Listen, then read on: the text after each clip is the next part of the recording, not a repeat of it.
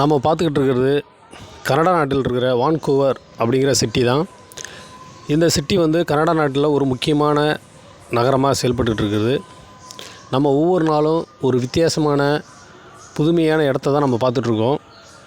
நீங்கள் like subscribe பண்ணுறது மூலமாக நம்ம மென்மேலும் வெவ்வேறு இடங்களை நம்ம பார்த்து தெரிஞ்சிக்க வாய்ப்பாக அமையும். Thank you friends.